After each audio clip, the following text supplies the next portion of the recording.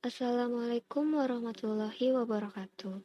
Yang terhormat kepada Ibu Dr. Sri Mulyani, SPTMP, selaku dosen pembimbing, dan yang terhormat kepada dosen penguji. Terima kasih telah menyempatkan waktunya untuk hadir pada sidang hari ini.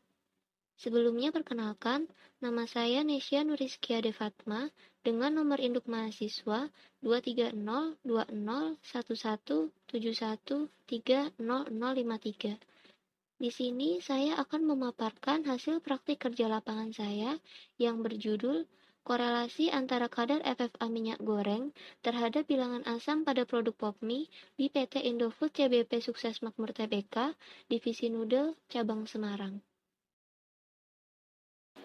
PT Indofood CBP Sukses Makmur Tbk Divisi Noodle merupakan salah satu produsen mie instan yang ada di Indonesia yang menawarkan berbagai merek dagang, diantaranya yaitu Indomie, Sarimi, Supermie, Mie Sakura, Popmie, dan mie telur cap 3 ayam. Mie adalah salah satu produk olahan pangan sumber karbohidrat terbuat dari tepung terigu atau tepung gandum. Sedangkan mie instan atau mie siap hidang sendiri adalah mie yang telah mengalami proses pengukusan dan penggorengan, dihidangkan dengan cara direbus terlebih dahulu dalam waktu yang singkat, sekitar 3 hingga 5 menit. Dalam proses penggorengan mie instan, penggunaan minyak goreng ditujukan sebagai media penghantar panas yang cepat dan merata pada permukaan bahan pangan, yang umumnya berasal dari minyak kelapa sawit atau palm oil. Penggunaan minyak goreng perlu diperhatikan karena kualitas minyak goreng yang digunakan dapat mempengaruhi kualitas dari mie instan itu sendiri.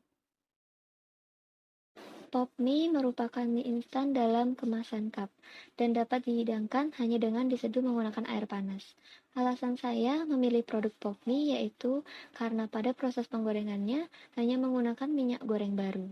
Hal ini dilakukan karena laju kerusakan pada minyak goreng tersebut lebih cepat, dan oleh sebab itu, standar maksimum kadar FFA yang ditetapkan oleh perusahaan lebih kecil jika dibandingkan dengan produk mie instan yang lain.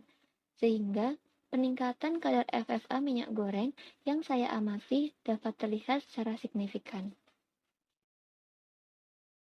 Tujuan dari pelaksanaan kegiatan praktik kerja lapangan ini adalah untuk mempelajari dan mengetahui secara langsung proses pengendalian mutu atau quality control secara kimia terkait dengan proses produksi POPMI, terutama dalam proses penggorengan, dengan mengetahui kualitas minyak goreng yang digunakan berdasarkan kadar FFA. Kemudian, untuk mengetahui kualitas POPMI yang dihasilkan berdasarkan bilangan asam, dan mengetahui hubungan antara kualitas minyak goreng terhadap kualitas POPMI, serta untuk menambah pengetahuan, wawasan, dan pengalaman dalam dunia kerja, khususnya dalam bidang pangan. Manfaat yang diperoleh dari kegiatan praktik kerja lapangan ini adalah mahasiswa dapat mengimplementasikan ilmu yang diperoleh di perkuliahan, memperoleh pengalaman kerja, dan memperoleh pengetahuan mengenai penerapan pengendalian mutu secara kimia pada produk POPMI, yaitu pada proses produksi, khususnya pada proses penggorengan, berdasarkan kadar FFA pada minyak goreng dan bilangan asam pada blok mie.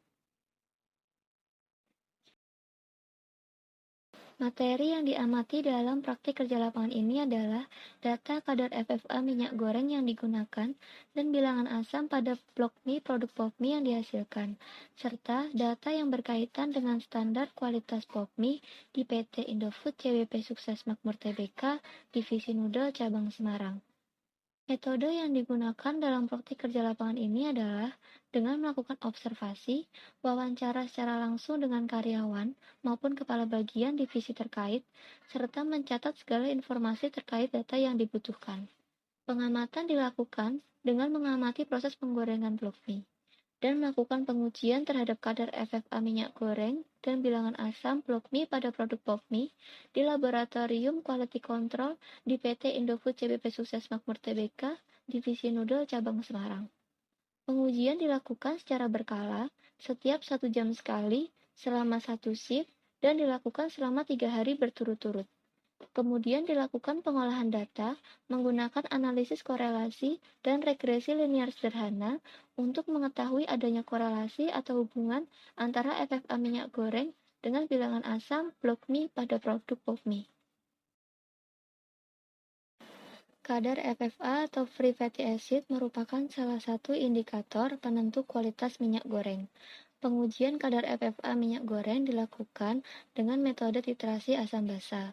Mula-mula air kosong ditimbang, kemudian dimasukkan sampel sebanyak 15 hingga 20 ml, kemudian ditambahkan 50 ml isopropanol dan beberapa tetes indikator PP. Selanjutnya, sampel dititrasi dengan KOH 0,05 N hingga larutan berubah warna menjadi merah muda, sehingga didapatkan hasil kadar FFA minyak goreng dengan rumus V untuk volume KOH yang digunakan dalam mililiter dikali N untuk normalitas KOH yaitu sebesar 0,0484 dikali 25,6 yang merupakan berat molekul kelapa sawit yang setara dengan asam palmitat. Kemudian dibagi W untuk berat sampel. Dengan satuan hasil perhitungan yaitu dalam persen. Bilangan asam merupakan salah satu indikator penentu kualitas produk pangan yang digoreng seperti pada mie instan. Pengujian bilangan asam pada blok mie dilakukan dengan metode titrasi asam basa. Sebelumnya dilakukan preparasi sampel.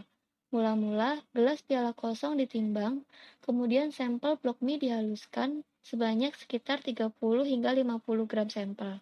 Kemudian ditambahkan 200 ml petroleum benzin, kemudian aduk hingga rata dan didiamkan selama 10 menit. Filtrat dimasukkan ke dalam gelas piala yang telah diberi kertas saring. Kemudian gelas piala diletakkan di alat pendingin tegak pada suhu 50 hingga 55 derajat Celcius dan di oven untuk menguapkan pelarut. Selanjutnya, gelas piala berisi hasil ekstraksi ditimbang, kemudian dilakukan titrasi dengan ditambahkan 50 ml isopropanol, beberapa tetes indikator PP, dan kemudian dititrasi dengan KOH 0,05 N, hingga berubah warna menjadi merah muda. Sehingga didapatkan hasil bilangan asam blok mie dengan rumus V untuk volume KOH dikali N untuk normalitas KOH dikali 56,1 yang merupakan berat molekul KOH dibagi W untuk berat sampel dengan satuan hasil perhitungan yaitu dalam miligram per gram. Proses produksi mie instan, khususnya pop mie, diawali dengan pengayakan tepung terigu dan tepung tapioka, kemudian memindahkannya ke mesin mixing. Pada proses mixing ditambahkan air dan larutan alkali. Selanjutnya, dilakukan proses pressing dengan 7 tahapan, di mana di setiap tahapnya ketebalan adonan menjadi semakin tipis. Setelah proses pressing, dilanjutkan dengan proses slitting dan waving untuk pembentukan untayan-untayan mie yang bergelombang. Selanjutnya yaitu proses steaming yang bertujuan untuk mematangkan adonan. Kemudian dilanjutkan dengan proses stretching dan spray emulsi yang bertujuan agar mie menjadi lentur dan mempercepat proses penggorengan. Setelah itu, dilanjutkan dengan proses cutting, di mana potongan mie akan masuk ke dalam cetakan berupa mangkok dan kemudian menuju proses frying dengan metode deep fat frying dan dengan suhu 110 hingga 160 derajat Celcius. Proses frying bertujuan untuk mengurangi kadar air pada mie. Pada proses frying, terjadi penurunan kualitas minyak goreng, di mana air pada mie akan menguap dan tercampur pada minyak goreng. Air pada minyak goreng tersebut mengakibatkan terjadinya hidrolisis yang memecah minyak menjadi gliserol dan asam lemak bebas. Selain itu, juga semakin lama waktu penggorengan dengan suhu yang tinggi menyebabkan oksidasi yang disebabkan adanya penyerapan udara atau oksigen. Karena kedua hal tersebut, kualitas minyak akan menurun seiring lama waktu penggorengan. Setelah proses frying, dilanjutkan dengan proses cooling yang bertujuan untuk mendinginkan mie instan sebelum dilakukan proses packing. Dan yang terakhir yaitu proses packing dengan memasukkan seasoning. Syarat mutu yang diterapkan oleh perusahaan mengacu pada Standar Nasional Indonesia nomor 013551 tahun 2012 tentang mie instan yang menyatakan bahwa bilangan asam maksimal sebanyak 2 mg KOH per gram minyak, di mana standar yang diterapkan oleh perusahaan yaitu maksimal sebanyak 1 mg KOH per gram minyak.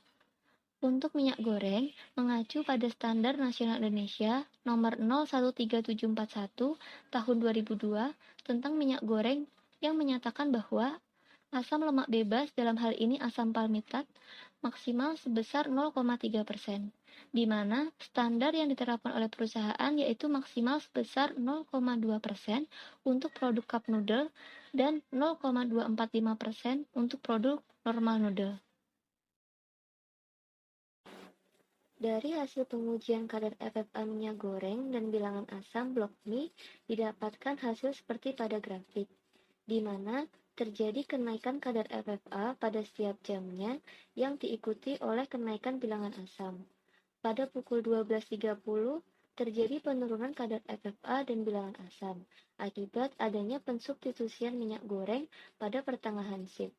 Hal tersebut dilakukan karena kadar FFA minyak goreng telah mendekati standar maksimum yang ditetapkan oleh perusahaan. Tingginya kadar FFA dan bilangan asam akan menunjukkan semakin rendahnya kualitas blok mie pada produk blok mie. Dari grafik tersebut dapat dilihat bahwa terdapat hubungan atau korelasi antara kadar FFA dan bilangan asam. Untuk membuktikan adanya korelasi antara kadar FFA terhadap bilangan asam, dilakukan analisis korelasi dan regresi linear sederhana menggunakan program SPSS 26. Didapatkan nilai signifikansinya sebesar 0,000, di mana kurang dari 0,05 atau 5%. Dan T hitungnya sebesar 7,983, di mana lebih dari T tabelnya, yaitu sebesar 2,57058. Hal ini menunjukkan bahwa adanya pengaruh kadar FFA terhadap bilangan asam.